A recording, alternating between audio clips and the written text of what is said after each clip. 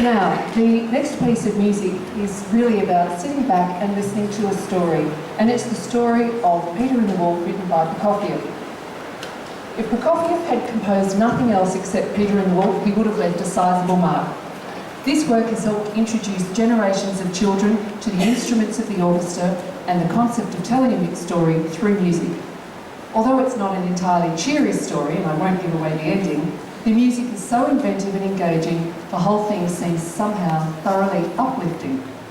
Written in 1936, Prokofiev finished the work in just 1 week, taking just another week to do the orchestration. As you probably know, as well as the musicians, there is a narrator who guides you through the story.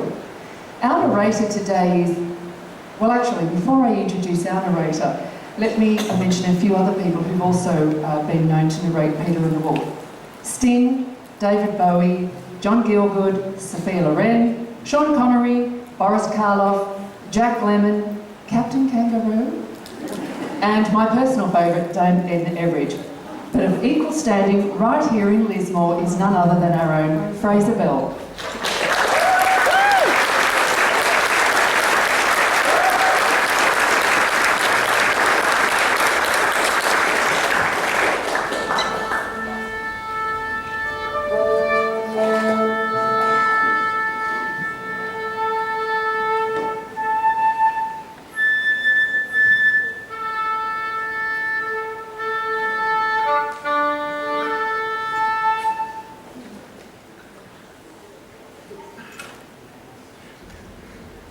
I'm going to tell you the story of Peter and the Wolf.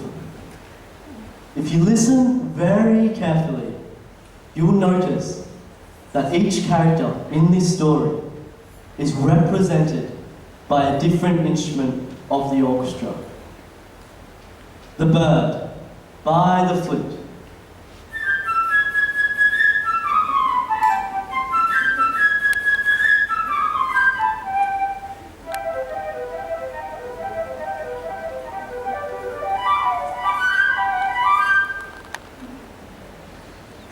The duck by the oboe.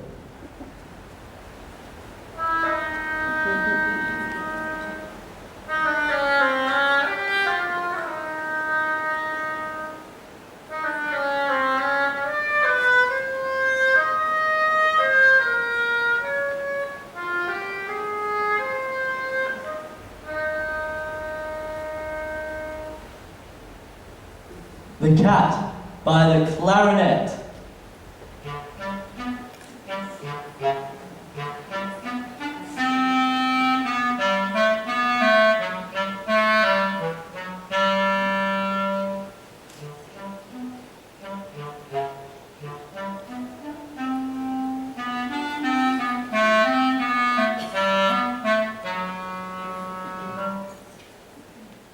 Grandfather by the bassoon.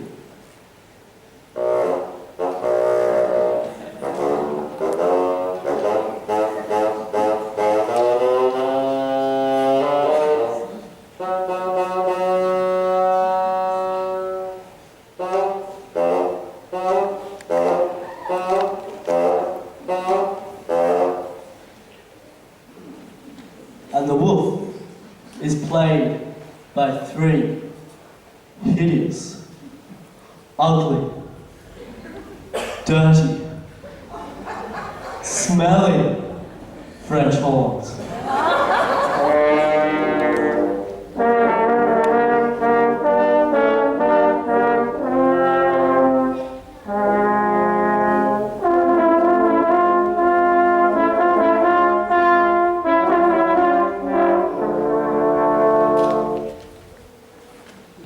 And now, let's begin the story.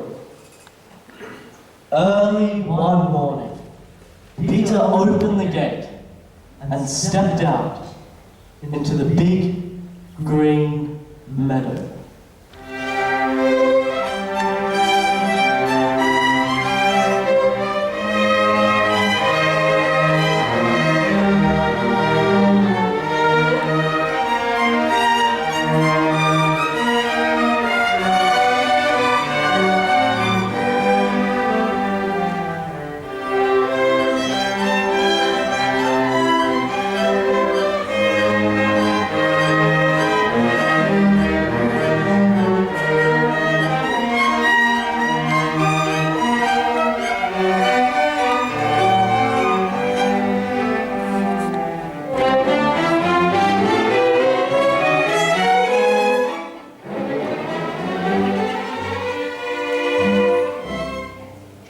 On the branch of a big tree sat a little bird, Peter's friend. All is well, chirped the bird gaily.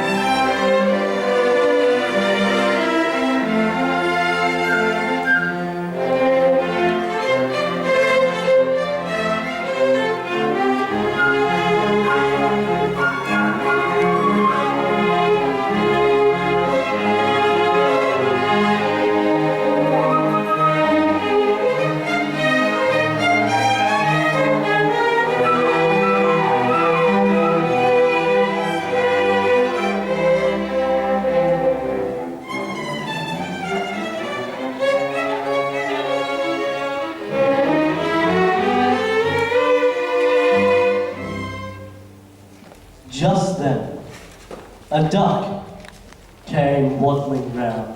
She was glad that Peter had not closed the gate and decided to go for a nice swim in the deep pond in the meadow.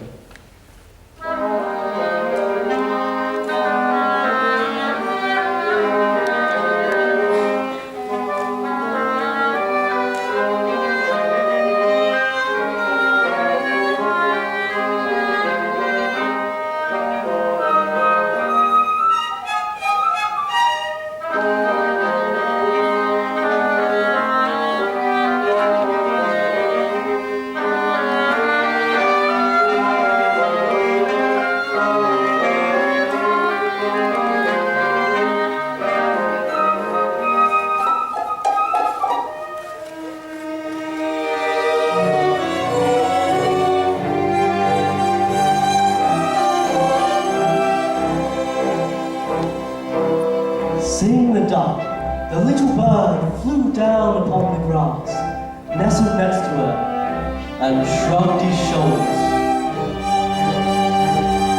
"What kind of a bird are you, if you can't fly?" said he. To this the duck replied, "What kind of a bird are you, if you can't swim?" and dived into the pond.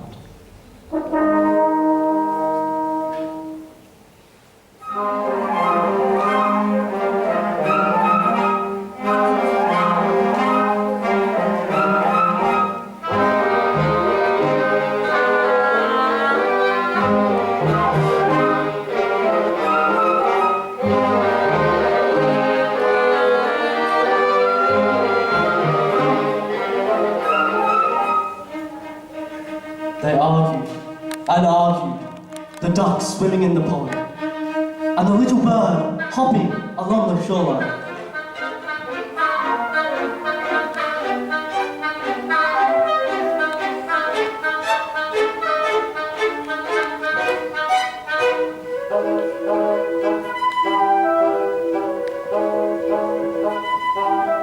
Suddenly, something caught Peter's eye.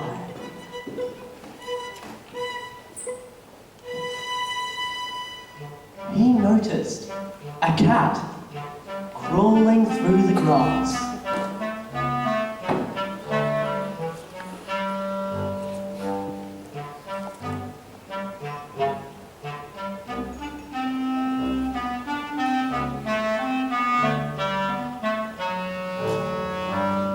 The cat thought, the bird is too busy arguing. I'll just grab him.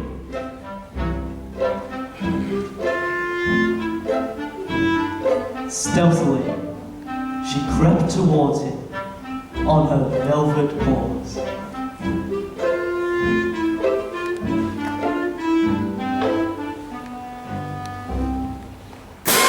"Look out!" shouted Peter, and the bird immediately tree.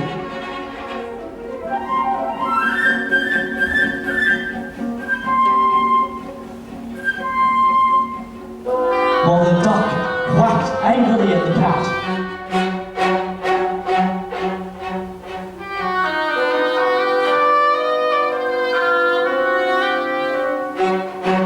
From the middle of the pond.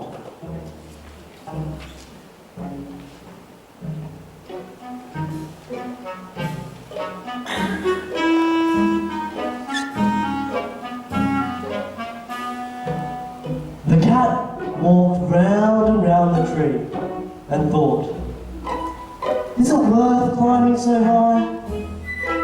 By the time I get there, the bird will have flown away.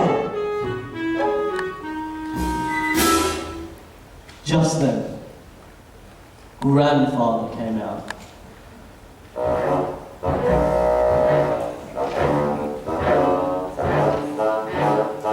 He was angry that Peter had gone out into the meadow. It is a very dangerous place. If a wolf should come out of the forest, then what would you do, eh?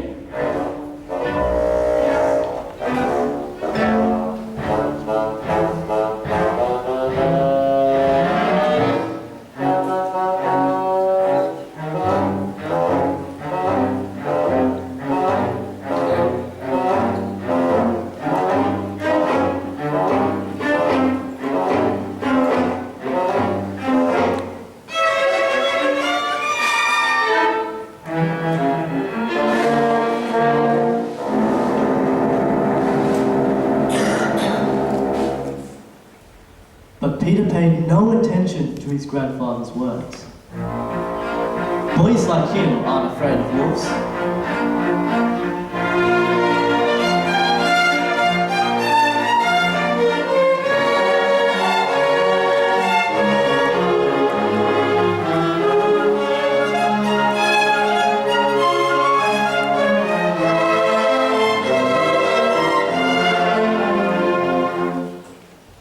But Grandfather took Peter by the hand, locked the gate, and led him home.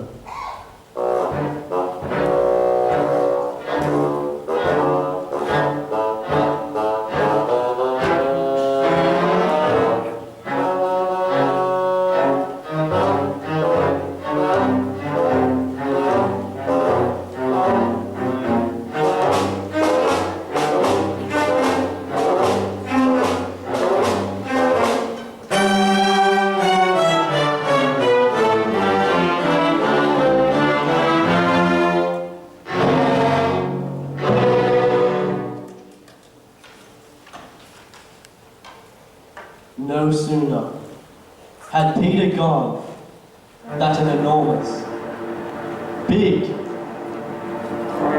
grey wolf did come out of the forest.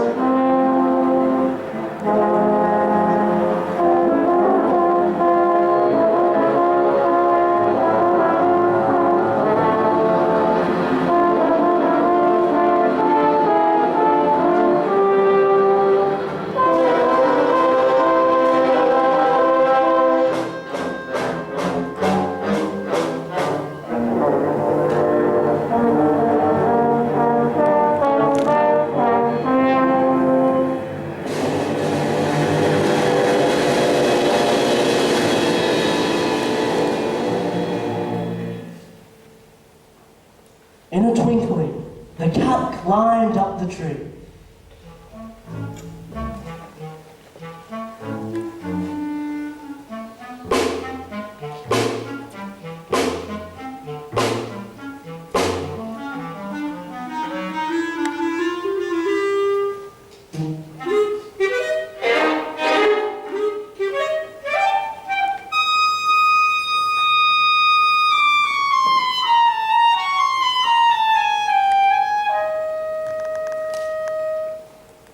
The duck quacked, and in her excitement, jumped right out of the pond.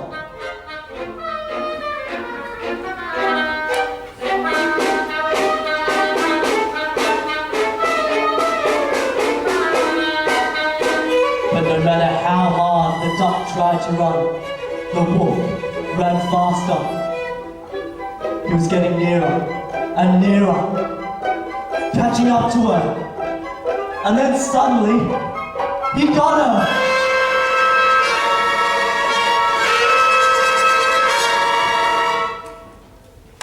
And with one big gulp,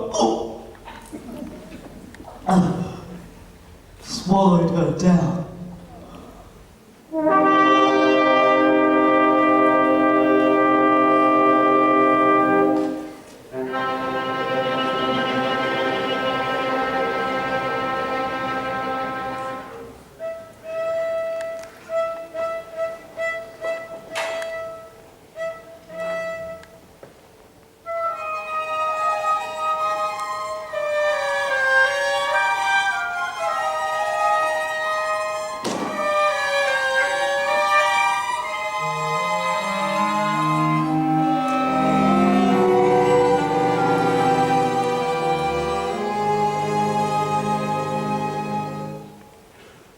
And now, this is how things stood. Peter,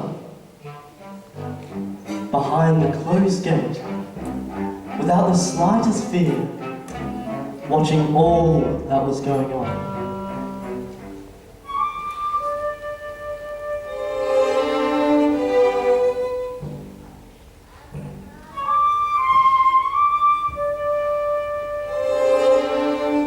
And the bird sat on one branch of the tree.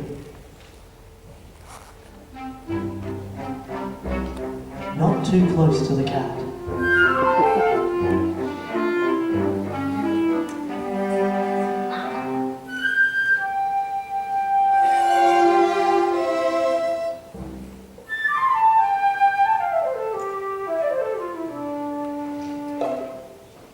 And the wolf prowled around the tree, looking up at both of them with greedy, greedy eyes.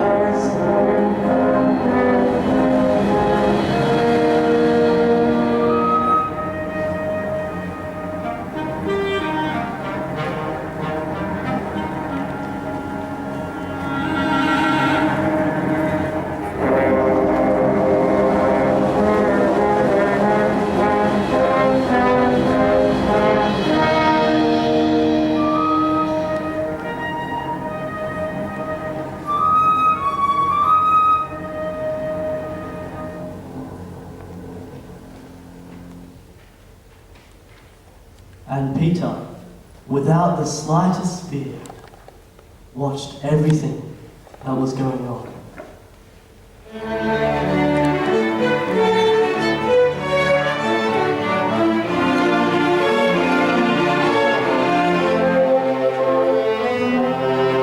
ran home, grabbed a strong rope, and climbed the high stone wall.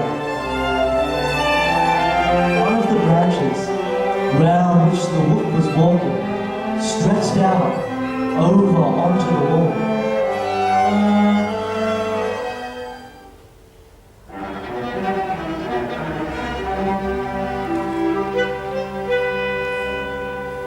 Grabbing hold of the branch,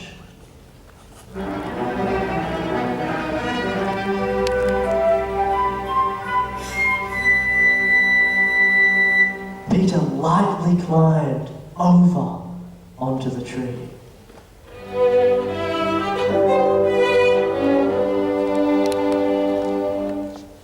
Peter said to the bird, "Psst, psst, fly down and circle around the wolf's head. Only be sure that he doesn't catch you."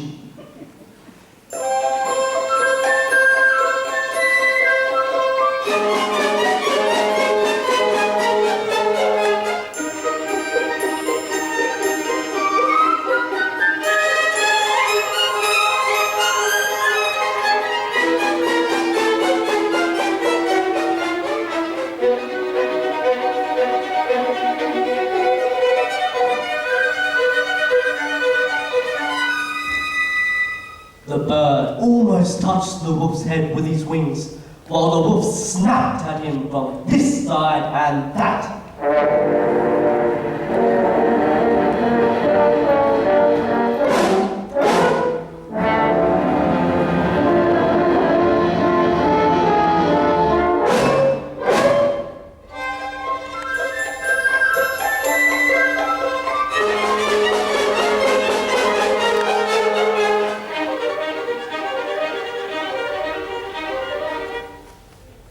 How the bird did worry the wolf, how he wanted to catch him, but the bird was too clever, and the wolf simply couldn't do anything about it.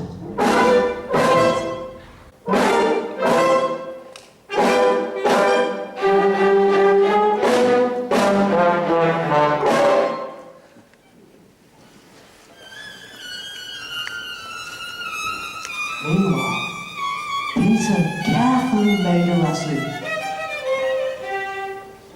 and gently letting it down, caught the wolf by the tail and with all his might pulled.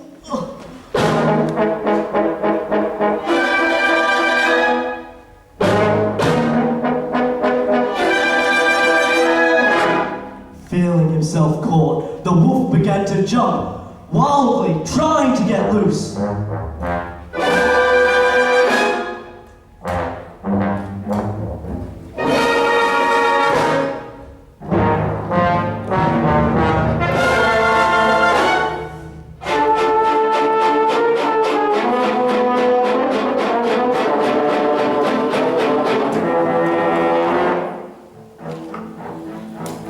But Peter tied the other end of the rope to the tree.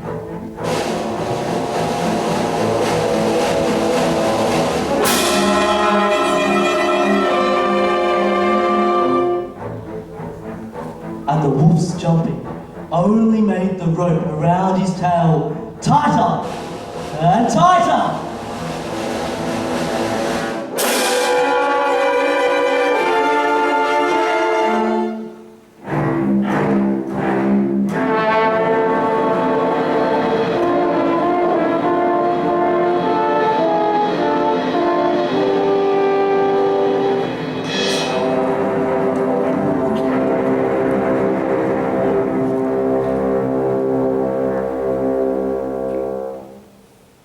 Just then,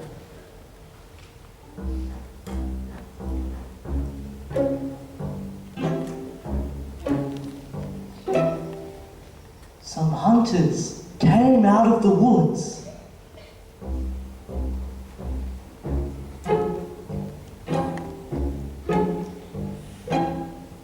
Following the wolf's trail and shooting as they came.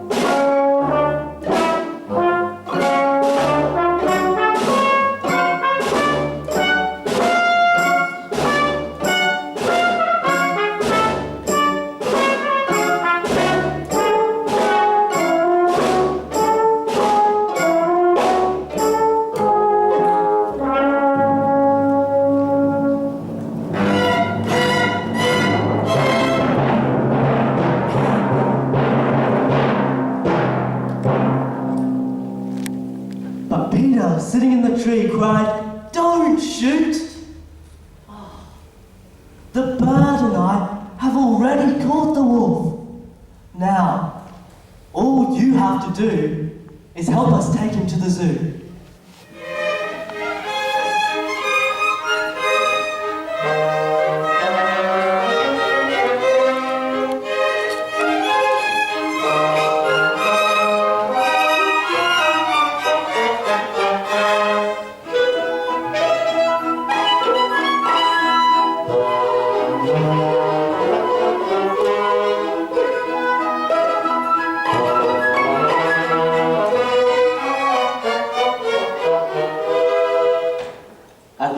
off they started, to the zoo.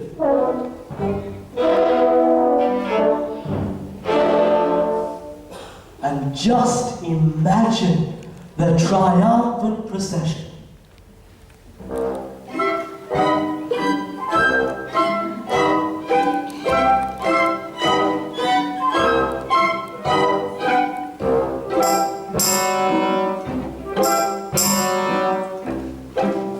With Peter proudly marching in the lead.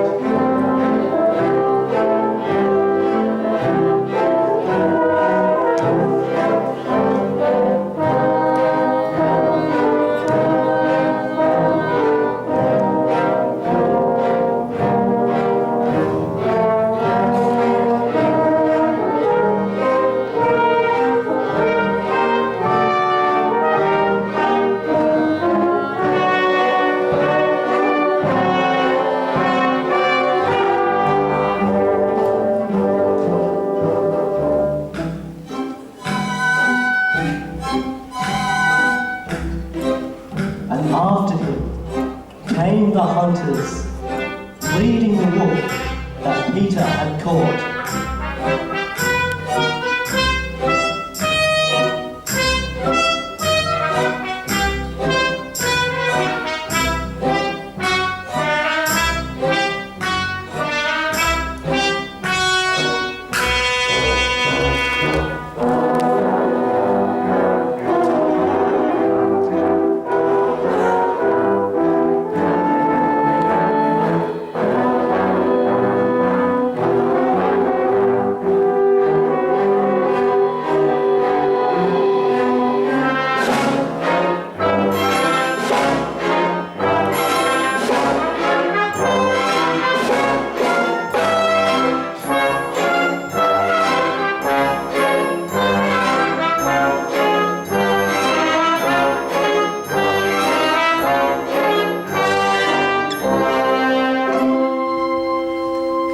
Winding up the procession,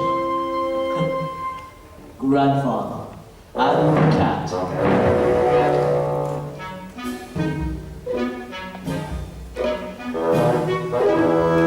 Grandfather tossed his head, discontented.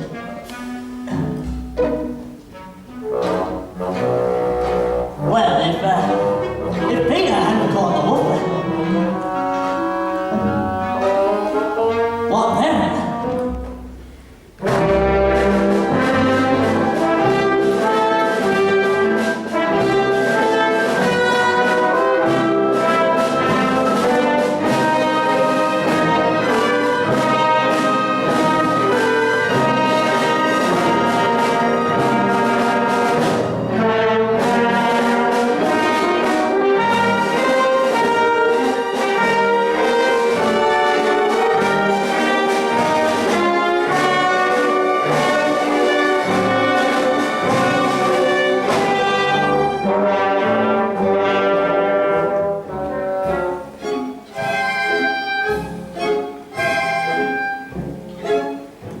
And above them flew the bird, chirping merrily. My, what a fine pair we are, Peter and I. Look what we have caught.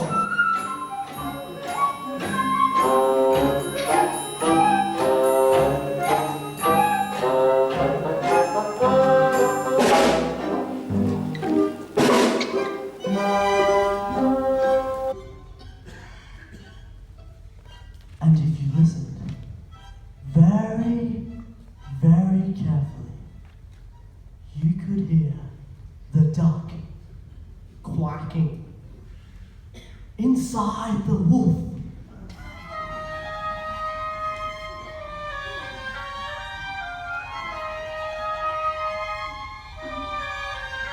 Because the wolf, in his hurry,